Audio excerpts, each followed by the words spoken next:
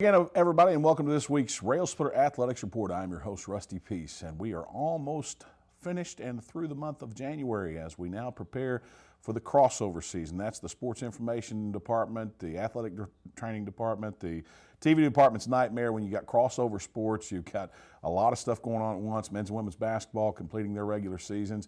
You got baseball, softball, men's and women's tennis, men's and women's golf, all getting cranked up.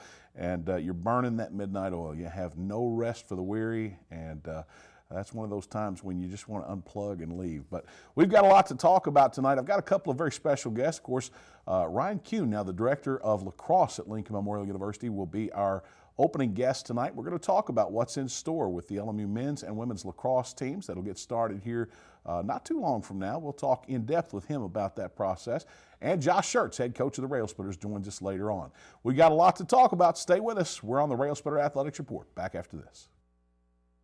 If you love your car or truck, let us help you keep it clean at Soapy J's. Soapy J's has unlimited wash plans to fit every budget. Try our $5 express wash or one of our 3 monthly wash plans. The Wheel Deal, the Soapy J, or the new Blast Wax. With our monthly wash plans, if you pay with credit card, all you do is pay for the present month and your card will be billed on the first of each month. Don't forget, Soapy J's has free vacuums with any wash. Soapy J's Express Car Wash, open 7 days a week. Let us help keep your car or truck clean at Soapy J's. Soapy J's on the Cumberland Gap Parkway, Middlesboro. The J. Frank White Academy is more than a high school. Your child will have room to grow in mind, body, and spirit. Small, safe learning environments, individualized learning plans, and cutting-edge technology. Every child deserves a quality education in a safe, nurturing environment. Our college prep program teaches a love of learning, self-discipline, and service to others. The Academy is fully accredited by Advanced Ed. You have a choice at the J. Frank White Academy. Since 1973, DeRoyal has been a leader and an innovator in manufacturing products for the healthcare industry. DeRoyal supplies more than 20,000 products and product lines such as acute care, orthopedics, wound care, and trauma. DeRoyal is proud to be the largest supplier of orthopedic soft goods to clinics and hospitals in the nation. Since its start in Tazewell, Tennessee, DeRoyal has grown to open factories in over 29 locations worldwide and employs over 2,000 people. DeRoyal, a name you can trust and an employer you can count on. Looking for efficient, compassionate, and comprehensive health care for you and your family? Visit University Medical Clinic. All providers are faculty members of LMU's DeBus College of Osteopathic Medicine and are board certified in their specialty. Multiple specialties available including family medicine, pediatrics, OBGYN, and osteopathic manipulative medicine, with locations in Harrogate, Tazewell, and New Tazewell, and most insurance plans accepted. University Medical Clinic is here to serve you. Call 423-869-7193 for an appointment. University Medical Clinic. Welcome back to the Railsplitter Athletics Report. You know, not too long from now, Lincoln Memorial University will go from 13 NCAA Division II eligible sports to 15 and then eventually 17. Men's and women's lacrosse will be the next additions to the athletics department. And my guest tonight, my first guest, Ryan Kuhn, is now the director of lacrosse here at Lincoln Memorial University. First, welcome to the show. Thank you for having me. I'm really happy to be here. Coach, this is it's kind of been a whirlwind for me. I don't know a great deal about lacrosse. I'm sure I'm going to get very well acquainted with it up in the near future. But first of all, tell us how you heard about Lincoln Memorial University and how you came to be the director of lacrosse. Well, lacrosse as a whole really is, especially in the coaching world, is a real tight-knit community, and especially with lacrosse's growth at the youth level, it's very exciting when any institution decides to add lacrosse, and especially at the Division II level, you're not seeing too many schools add at the Division II level. So when Lincoln Memorial decided to add lacrosse, it was pretty exciting, not just for me personally, because now I am the director of lacrosse, but for lacrosse in general, and especially to see the growth at that level in the South. It's been fantastic to see. You and I were talking while we were away on commercial break. You're originally from New York. You've got a background in lacrosse that goes way back. This has got to be somewhat of a culture shock for you to come from up north down to the Harrogate, Tennessee area. I would say it's different. It's not like the suburbs on Long Island, but it's a good different. LMU is a great place. The surrounding community is a beautiful place. I mean, you can step outside and see loads of Tennessee sunshine every day. I mean, it's fantastic. It's a great place to be, and I'm excited to get everything rolling in the near future. A guy like yourself that has such a background on the collegiate level in lacrosse. You've got a track record that goes way back. If you don't mind, give us some information about your prep career and then how you came to be a college coach and got to Lincoln Memorial from there. Well, I started off, obviously, grew up on Long Island, played for a great coach at Copiague High School, and Jim Conan.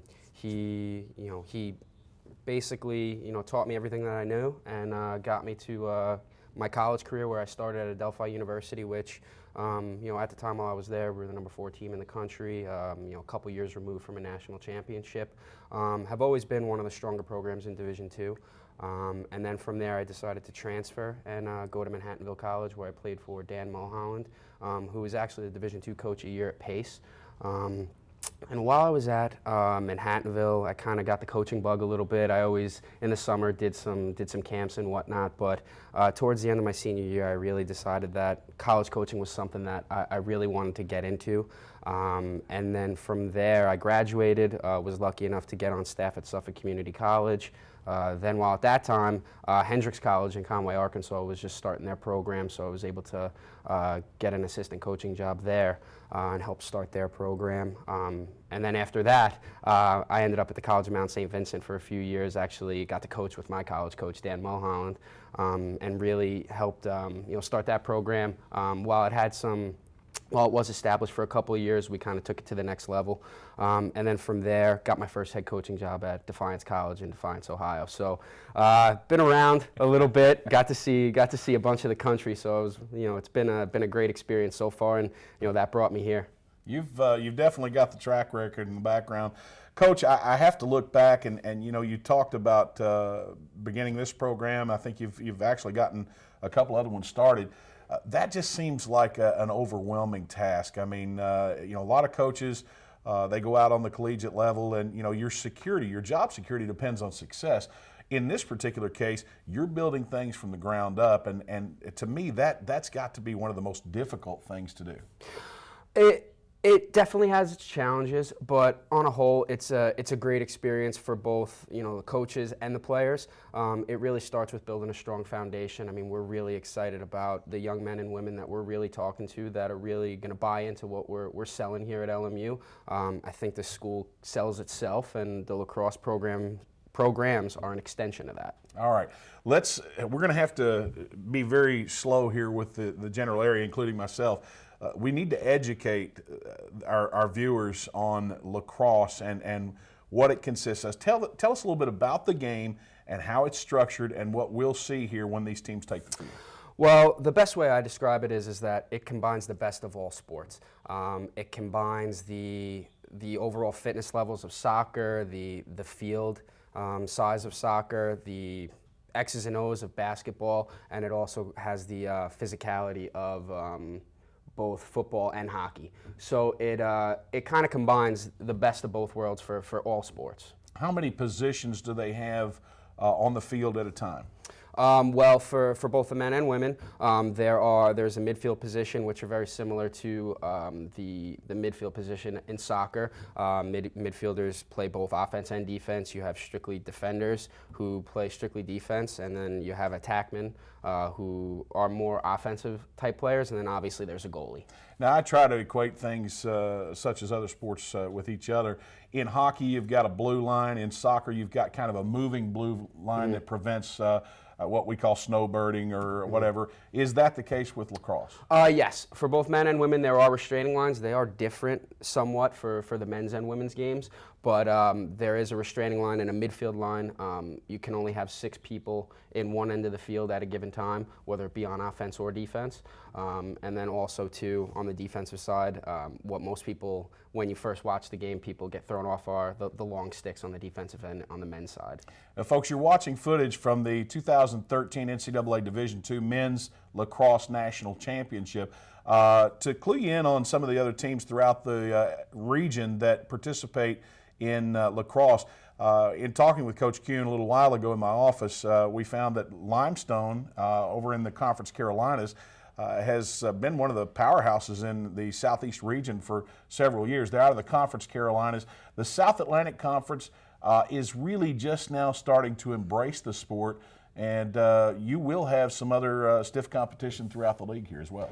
Yes, I mean there are some teams in the conference that are very well established. You have your Queens, your Catawbas, you know, and there are some upstarts that are going to be very similar to ourselves, you know, in Tusculum and Brevard. But overall, I mean, it's a great thing that the SAC picked up the sport for both the men and women, and it just kind of preaches just how much the sport has grown in the past 10 years, both at the national level and, you know, at the Division II level itself. Coach, we got about 2.5 minutes to go in this segment. Obviously, there's just, the way I look at it, so much for you to have to think about right now in terms of getting your programs going.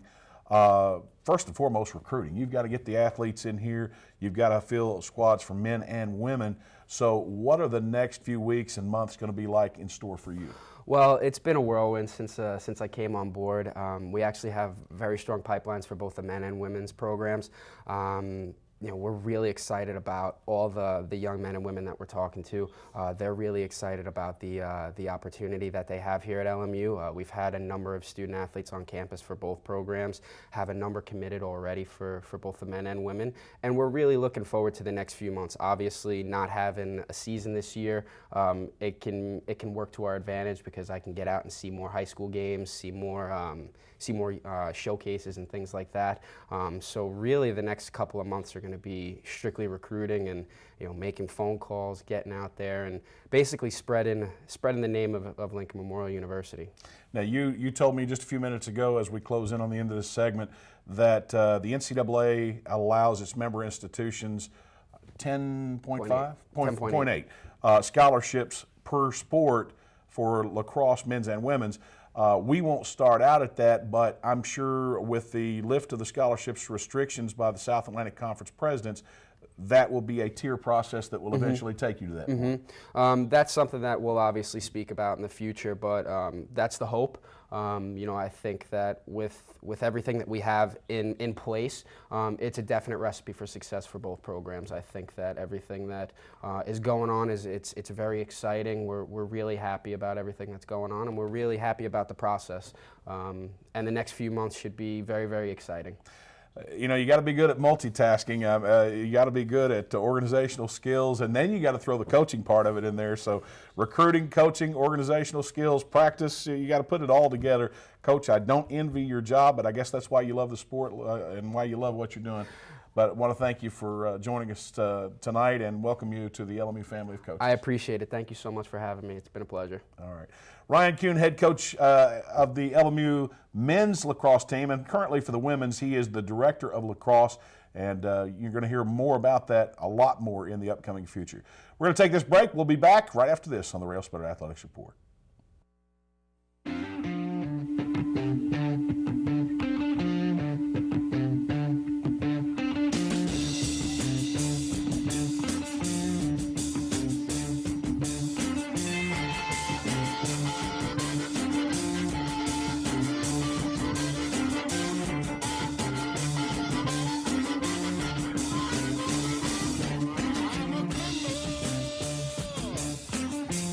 Top off at mycokerewards.com.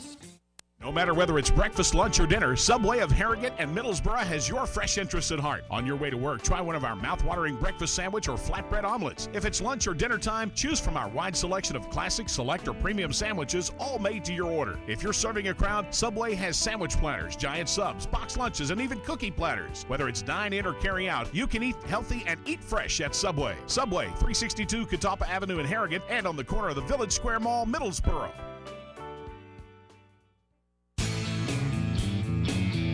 It's the Old Town Grill. The Old Town Grill is a special place where you bring more than family, more than friends. Bring a hearty appetite, because at the Old Town Grill, you'll never walk away hungry. A delicious change from the ordinary.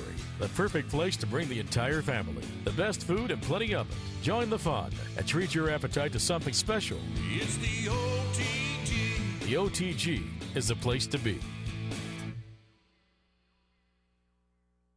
I will help families adopt children from around the world and in our own backyard.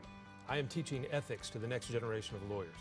I will make a difference for the underserved of this region. I will be an advocate for my clients. As a prosecutor, I fought for those who couldn't speak for themselves. I'm a lawyer and professor. I will be a lawyer. I will be a lawyer. I will be a lawyer.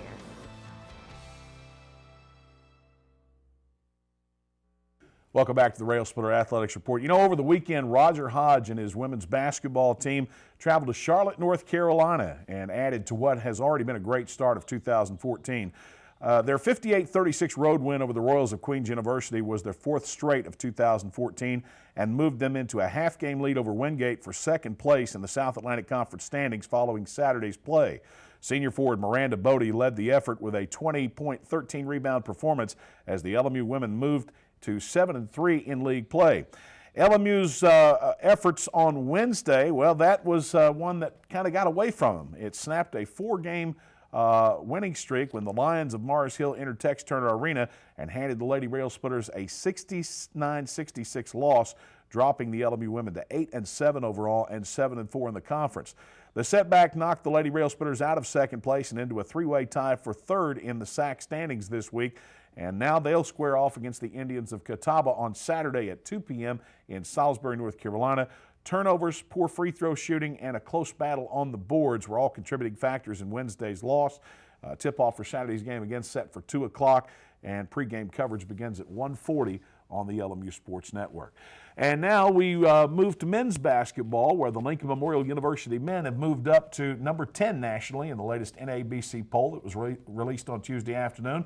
The Railsplitters recording victories this past week over Queens University in Charlotte on Saturday, a close one there, 72-71, and most recently over the likes of Mars Hill, an 88-60 victory on Wednesday night in the Tex Turner Arena. Now 14-1 overall, 10-1 in the league play. The Railsplitters have a three-game lead over most of the pack, but Newberry coming up the backside trying to move in on the Railsplitters 2 games back. And, Coach, I know that, there's only 11 games to be played, but there's only 11 games to be played. Yeah, well, you and I talked about this a little bit. It's like having a 2-run lead in baseball in the 4th inning. You're halfway through the game, and really, but you're in the 4th inning, so while it's better to be up 2-0 than down 2-0 in 4th inning, at the end of the day, there's a lot to be played, and that's the way it is with our season. There's a ton of basketball ahead of us, a lot of great challenges, and our focus is obviously, it needs to be on, getting better, improving, and being, trying to play our best basketball at the end of the season, and certainly we got a long way to go to play to that, I think. Let's go back to Saturday's matchup over in Charlotte. I know we've had the opportunity to talk about it in your pregame and some of the interviews that you and I have done, but for those who watch the Railsplitter Athletics Report weekly, obviously that's one that had to make you really proud. I mean, not the best performance we've had all year, but certainly one of the gutsiest, and boy, we got it out of 72-71 win against the biggest lineup that we'll face probably in Division II basketball. No question. I was really proud of the way the guys competed on Saturday. Energy level, effort level, that was not great, but energy level, effort level was really good. Queens is a really, really good basketball team. I mean, they've just got great size, they've got great athleticism, very well coached. And so, to come in, and I thought we were outplayed, but we were able to kind of fight, dig, and put ourselves in position in the end game. And then, we were able to obviously find a way down the backside of the game to make enough plays to win. And certainly a credit to our kids and their, competitive nature, because that was one where when you look at it and you looked up most of the game, you felt like we were being outplayed. And to gut one out on the road against a hungry team that's really talented, huge for us. And that's a place that not many, if any, teams in our conference are going to go in and get a win against Queens.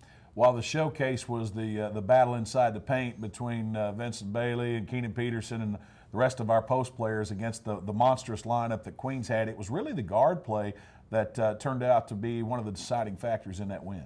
No question. I thought we struggled to score inside. Certainly Vinny and KP and those guys labored, and part of that was maybe they missed a couple shots, but I give probably most of the credit to how good Queens was in the interior and how athletic they are on the inside and their length. But we did a great job of making plays with a bounce, as you can see. Lorenza, Chance, Curtis Webb. We got the ball to paint off the dribble because we didn't shoot the three very well. We didn't shoot free throws very well, but we did this well. We got the ball to the rim consistently off the bounce. And we taught all the time, our whole deal is to get the ball to the basket. And you can do that via the catch, post feeds, or you can do that off the bounce. And This game, we were much more effective getting it there off the bounce. Chance Jones is a guy that's really been on a tear for you. Again, the final in that one, 72-71. On Wednesday evening, you moved over back into the Tex Turner Arena. It's the first time you'd been home in a couple of games. You take on a Mars Hill team that you defeated quite handily back in mid to late November. You had the one-game lead on them already in terms of the home and away series, but this one on Wednesday got started a little slow for us, and we went to the intermission tied at 27. Yeah, it certainly was a slow start. We were not very good out of the gates. We were, I thought energy level was poor. Our effort level, out of the gates was bad. You could just see it, in the fact that we missed, they were, for most of the first half, out rebounding us despite us being significantly bigger than they are. It just showed itself in a lot of areas. We weren't aggressive at all against the zone. We didn't get the ball into the teeth of defense. I thought for most of the night, but certainly in the first half, we played like a, I told the guys, I thought soft and like we acted like babies out there. We were just frustrated, and they did a good job. They guarded us by not guarding us. They played a 3-2 zone. They sagged in the paint and just basically dared us to make plays. And for really the first 20 minutes, we never got the ball inside the zone. We just settled on the perimeter. And the second half, we did a much better job of driving it, getting it to the interior, and then forcing them to guard us. And the first half, we just didn't do it. Much better defensive effort in the second half as well. Chance Jones, a guy who is really the epitome of what a lot of college athletes go through. They wait their turn to get into the limelight. They come in after just a very highly touted high school prep or prep career, if that's not redundant. They come in, they may have to sit a year or two, but he works his way up the ladder, comes in a few years ago, starts really shining in the postseason play, conference and regional play.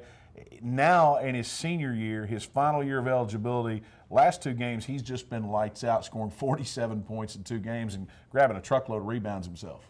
Yeah, you hit it right in the head. He's the epitome of what a student athlete should be. He's gotten so much better over his time here. He's put an unbelievable amount of work in. It's great to see that pay off for a kid. And, like you said, he kind of got confidence at the end of last year. We had some injuries. He stepped in.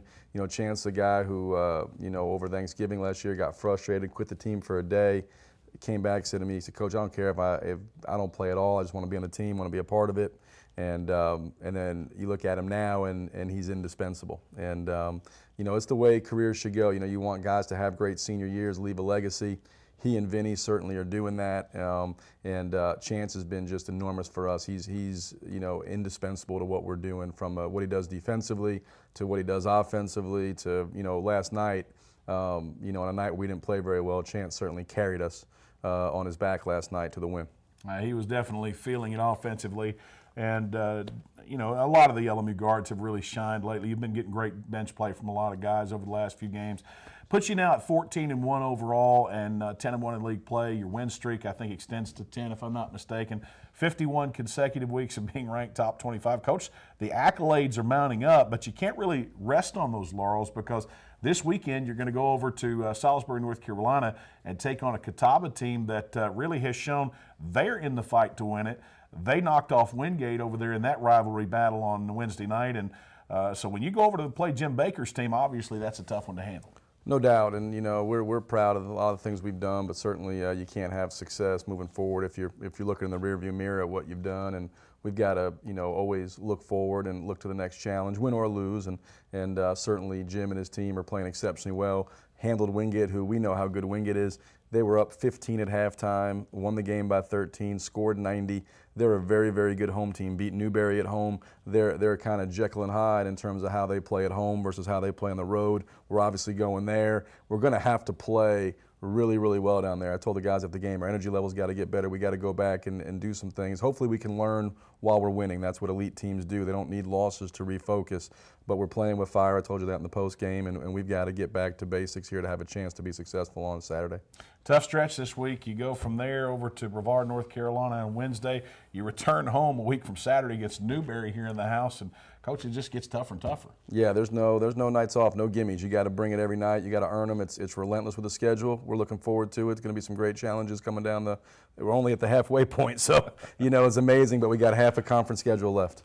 11 games to go in the South Atlantic Conference schedule. It's going to seem like an eternity, but hey, the Railsplitters are in position and control of their own destiny, and we like what we're seeing from our LMU men's basketball team for sure.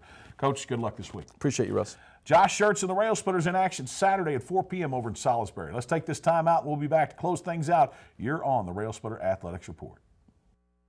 I deal with life and death situations. We touch a lot of lives every day. People's lives are in your hands. I will be a nurse. I will be a nurse.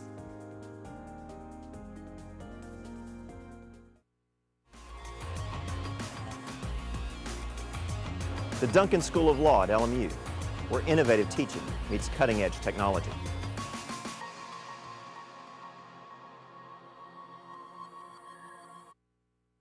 If you love your car or truck, let us help you keep it clean at Soapy J. Soapy J's has unlimited wash plans to fit every budget. Try our $5 express wash or one of our 3 monthly wash plans. The Wheel Deal, the Soapy J, or the new Blast Wax. With our monthly wash plans, if you pay with credit card, all you do is pay for the present month and your card will be billed on the first of each month. Don't forget, Soapy J's has free vacuums with any wash. Soapy J's Express Car Wash, open 7 days a week. Let us help keep your car or truck clean at Soapy J's. Soapy J's on the Cumberland Gap Parkway, Middlesboro.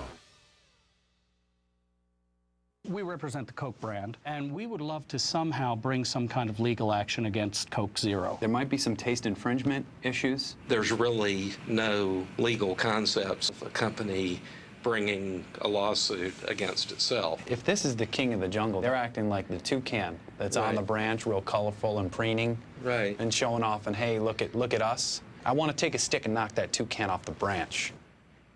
Yeah. Da, da, da, da, da. One of the area's best-kept secrets when it comes to piping hot fast food is World of Wings Cafe and Wingery, located in the LMU Campus Center. No matter whether it's chicken tenders, chicken wraps, burgers, or hot wings in a variety of flavors, WOW has a menu that's second to none. Try one of our fantastic sides like our fried mushrooms, fried pickles, mozzarella sticks, onion rings, our famous cheese fries, sweet potato fries, or our Texas toast. Shock your taste buds at WOW World of Wings Cafe and Wingery, located in the LMU Campus Center. Welcome back to the Railsplitter Athletics Report. Special thanks to our guest tonight, Ryan Kuhn, now the Director of Lacrosse at Lincoln Memorial University and head Railsplitter men's basketball coach Josh Schertz. Folks, as I said, the crossover season is upon us, and this being basically the final week of January, with early February, we get a lot of sports starting. LMU baseball team, this is hard to believe. Folks, we've got snow outside today. They're going to be cranking things up down in Aiken, South Carolina, the 1st, 2nd, and 3rd of February in a 3-game series against the Pacers of the University of South Carolina, Aiken.